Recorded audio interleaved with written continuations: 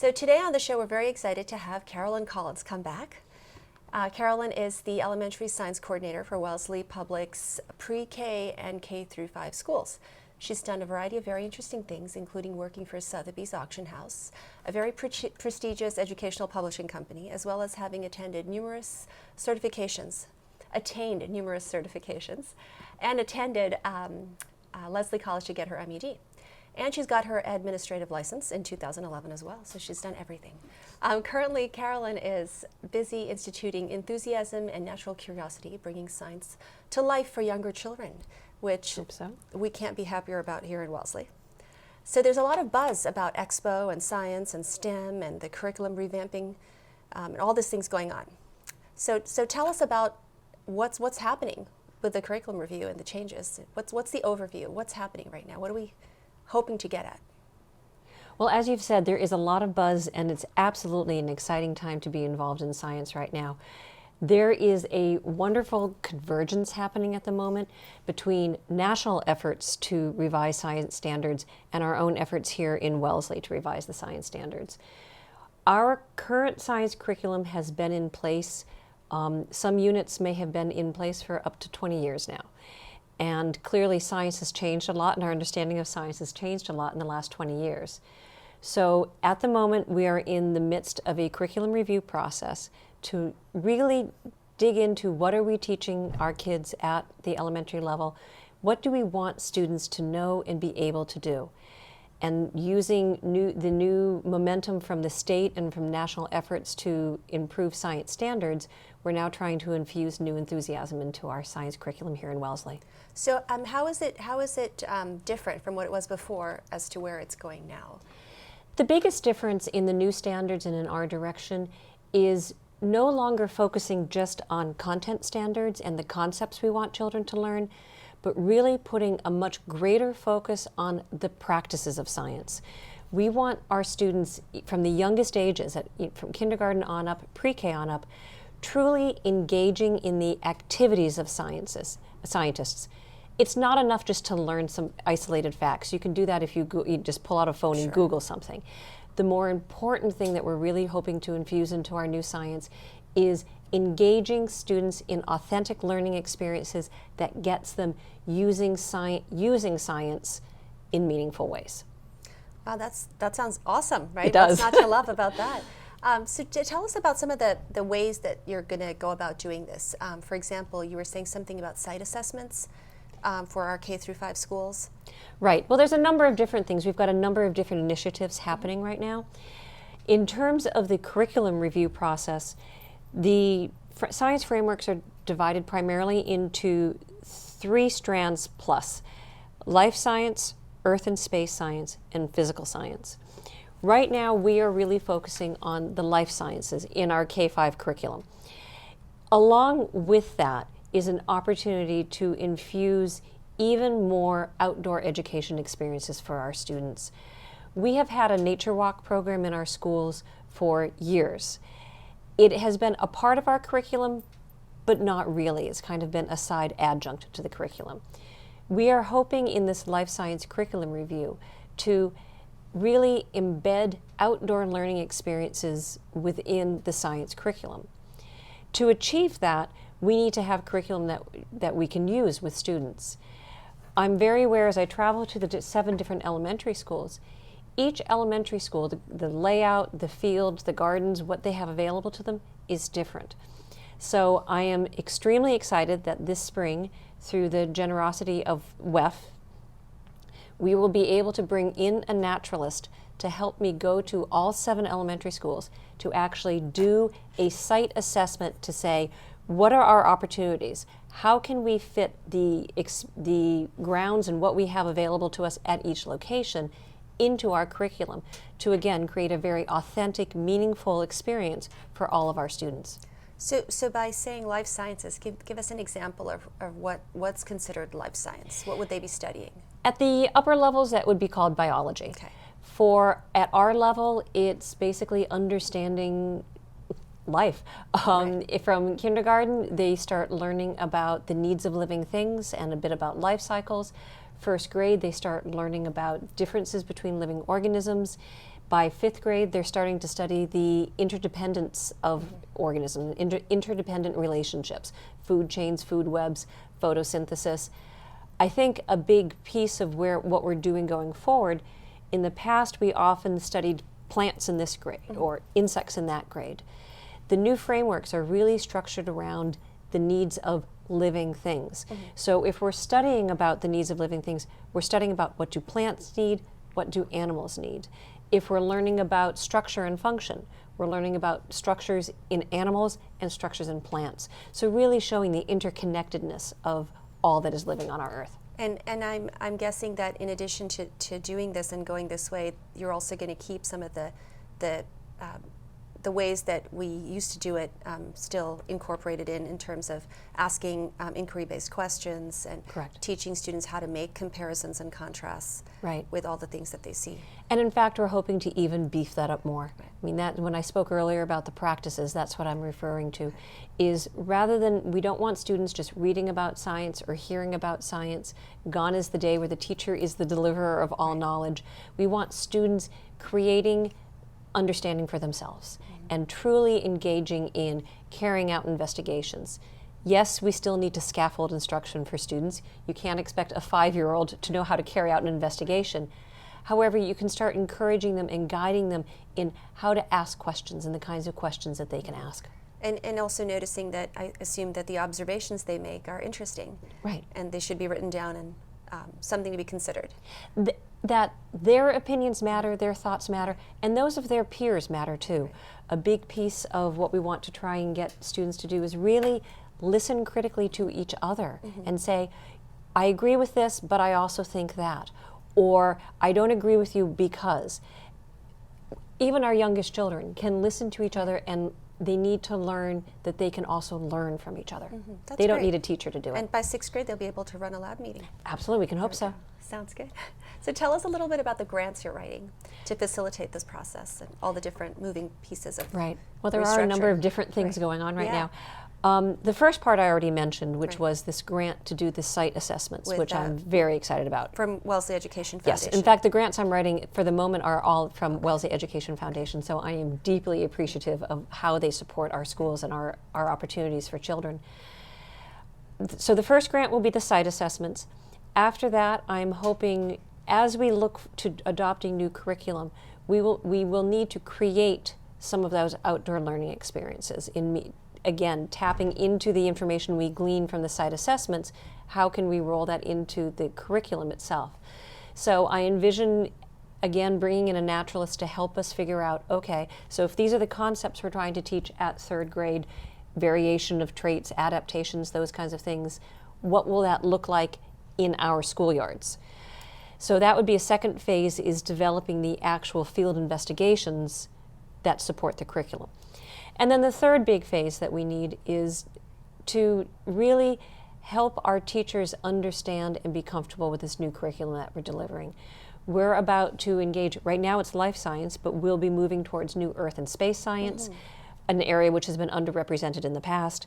We'll be moving to new physical science. So we're really looking for the ways, how can we best support our teachers, not only in developing their understanding of the science background, but their understanding of the practices and what this looks like in a classroom. Awesome, that sounds fantastic. There's a lot. There's a lot going on. So tell us a bit about professional development for teachers. Will they be doing this in summer, or how is this going to go for them? Or, for example, not all teachers are that well versed with biology or life sciences. Correct. So we are actually, I can't be too specific because we're still developing it now, and we're hearing back from teachers in terms of what they feel will be most helpful to them. This will likely not be just a course opportunity that's offered in the summer, because teachers have different obligations and commitments in the summer. And we need to, as a district, get fully behind supporting our teachers in meaningful ways and providing that to all teachers. So I don't have a clear answer for that one yet. I'm working on that. But chances are likely it will be done during the school year, right before they teach a unit, because to try and teach someone something months in advance doesn't necessarily have a lot of carryover. Right, and they have to retain it for that much of time. Exactly. Well, that's great. That's great that the school system is looking at teacher training as well and supporting the teachers. So that's very important. That's a great thing to have it as part of the process. Right. We in Wellesley are in a wonderful position. We have a truly high caliber public school system. And as part of that school system, there's some basic tenets of supporting growth and continual learning. That's what we hope to instill in our children. That's what we hope to do with our staff. And as a district, we hope to continually learn and continually look at what we're doing. How can we take what we're doing and continue to make it better? But the district puts a high value on that, both for children and for staff, which makes it an exciting place to work. And it's an awesome thing that we have you leading this, because you also taught 4th and 5th grade here in Wellesley. So you have a direct, relatable experience in comparison to what it was like before, as to where you're going now, and how much it can stretch and how much the system can accommodate at any one time, which is really important. It is important. Our teachers work very hard. There is a lot that they are trying to do, especially at all levels. The teachers work very hard. At the elementary, they've got the added bonus of teaching all the curricular areas. So as much support as we can give them, that's my job. That's what I'm here to help do. Awesome. So I also understand that you have a bunch of pilots running right now for this school year.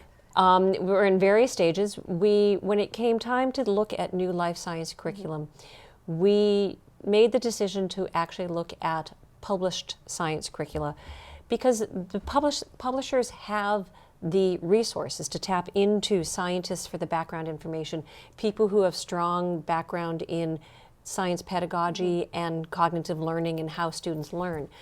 Much greater field of can tap into a greater amount of expertise than we can here in the district. That said, we're looking at published curriculum, and whatever we choose to put in place, we will refine it and make it our own and make it what we really want kids to have here in Wellesley. So far this year, we've had pilots going on in first grade at 2 different schools. We have another one going on in first grade in the spring. Second grade's tried out. We've had some different things going on at different grade levels throughout. One of our limitations, we don't have as much going on. We're a bit of a lull at the moment because we want our life science to have an outdoor field investigation component. It's a little hard to do outdoor field investigations, especially right now when you've got Well, you're buried under 2 feet. Exactly. It's kind of hard to see living things under 2 feet of snow. Exactly. So some of our pilots will have to wait till later in the spring when things actually leaf out again. I did read an interesting article in Antarctica where scientists found a special type of algae that grows under 6 feet of ice. Isn't that cool? This is what is so exciting about being part of science right now, is there are so many interesting things going on. That and the traces of water found on meteors. Yeah. Right. So it's truly, the more we know, the more we learn, the more we know we have to learn. My projection for the Wellesley school system is in another 10 years you'll be able to purchase a rig and drill. That would be different. Bits, and you can do experiments in the winter as well. Oh, I'm trying to imagine that one. I'm picturing that. I'm putting that on your wish list. Okay, there you go. Another grant I can write. There you are. There you are. So, how many pilots would you say we have running right now? About 3 or 4 through our schools, our K through 5 schools. Right now, because we're in a bit of a lull because of the weather, I think we've got 2 actively running at the moment. And are those both STEM based? Yes, and that's what earlier when I mentioned that there are 3+ strands. We're really focusing at life science, earth and space, and physical. But there is also an engineering strand, and I want to make sure that does not get lost. What I'm hopeful throughout our process of reviewing all 3 strands, it is my hope and intention to embed an engineering experience at every grade level within one of those units. So it might be if in earth and space science, kindergarteners are learning about the warming effects of the sun, one of the standards is to build a structure to, my words, mitigate the warming effects, which could be as simple as, kindergarteners, your puppy's in the backyard and it's really hot back there in summertime. What can you build to protect your puppy from the sun? That's an engineering piece, so we can build in the engineering. We're trying some pilots for life science with different engineering pieces. So in terms of STEM, I'm really hopeful that at least at all 6 grade levels, at some point, we will build in an engineering project and endeavor into the strands.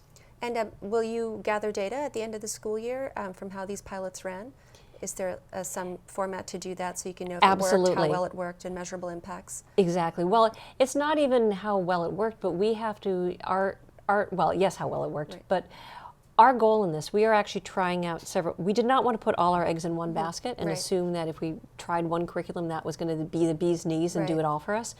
So our major goal for June will be to fully assess the curriculum, the pilots that we've run this year, decide which looks like it's the best fit for Wellesley, and then what do we need to do to tweak it to make it something that we can deliver to teachers next year. It is our intention that all K-5 classrooms will have a new life science unit next year. So or an adapted, a modified, some new content. So 2015-16 school year, all K through 5 classes will have a new life science curriculum. And then what can we expect for the next? Right, so then we'll be putting in new life science next year, but then during the 2015-16 school year, we will actually start the process of piloting units for earth and space science. Great. And again, we'll pick classrooms across the district at all grade levels, trying out some new earth and space science materials, which we will then roll out in the 16-17 school year.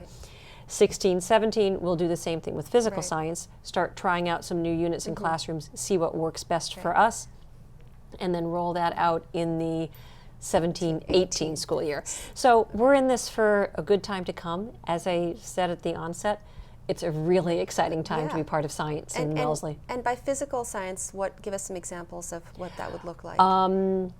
Of course, I'm deep into life science at the moment. I haven't gotten quite as far into the physical science, but it's sound and light. It's looking at waves and their properties. It's atomic structures sort of thing. Well, atomic, not necessarily. We're still at the macro level, not the micro level. Not for first graders. Not for first graders, yeah. For 5-year-olds and have a little bit of trouble with that. But structures, balls and ramps, that kind of stuff. Great. Wow, that sounds fun. I'm sure there won't be any K through 5 students who would turn that down. Exactly. It's part of their class. And what about the Planetarium Roadshow? I heard about this, and I find that fascinating to have a Planetarium Roadshow at Wellesley. Once again, kudos to WEF. Several years ago, there was a WEF grant for the district to purchase a Star Lab inflatable planetarium. I've seen it in action at events like the Hardy Science Night. I know it's been used at the high school to support their science curriculum. We haven't really tapped into it for the elementary schools. So starting this year, we're going to start small-ish. This spring, it is our goal to bring the planetarium to all the elementary schools for the 5th graders to go through a program about phases of the moon. Nice. Down the road, I hope we can start to build in that use of that planetarium in other earth science areas as well. In the earth science section, the Phase 2 earth science. Exactly, pilots. Phase 2, so we'll see that. But it is we have this wonderful resource here. Let's really start getting it into our schools and our students into this planetarium. And I have to say a thank you quickly to George Roberts. Absolutely. Who runs that show, that program, all on his own time. Correct. And totally volunteer basis. So and he's been through to all the different schools in Wellesley presenting. And he will be helping me this spring. He's agreed to, very generously agreed to join me and lead these programs for all of our 5th graders. And so, a huge kudos to him and a huge thank you to George Roberts. Awesome, excellent. So tell us what else, other thoughts, comments? You sound like a very busy lady. I keep myself out of trouble. Yeah, very busy. I don't know whether you're book solid the next 3 years. I'm book solid. It's job security. It's just, as I said before, it's a hugely exciting time to be part of science and to be in at the ground level of this. Not only is there a national effort to bolster science education in the U.S., Massachusetts is putting out their new frameworks. And when you start to really look at the Massachusetts frameworks, it really dovetails so nicely with what we hope to do for our students. A survey, teachers filled out a survey last year and were asked, what would you look for in the science curriculum review process? And overwhelmingly, the biggest response was more inquiry-based, hands-on learning experiences for our children. It's what our teachers want, it's what the children want, it's what our community wants. So we are right on the cusp of some Right. really fun stuff in Right. science. I was listening to the NPR broadcast yesterday, and they had a neurologist on and speaking about memories and what we retain. And it's interesting, he said that the memories we hold on to and we retain are the ones associated with certain experiences. So this has actually been proven in other cases Right. in lab studies for years, that if students have something to remember, they go outside, they see it, feel the atmosphere, touch the ground, there's a better chance of retaining what they've learned. See it, feel it, do it. Right, which is great. Yeah, that is That's great. Awesome. Well, thank you so much. You're very welcome. This It's is my pleasure. fantastic. I'm sure the community will be very happy to learn of all these changes and get a heads up for what's coming, Exactly. to get around it and feel excited. Good stuff on the way. And I'm sure we'll see you at March 28th at Wellesley High Absolutely. School for the next expo. Wouldn't miss it. Thank you, Carolyn. It's a pleasure.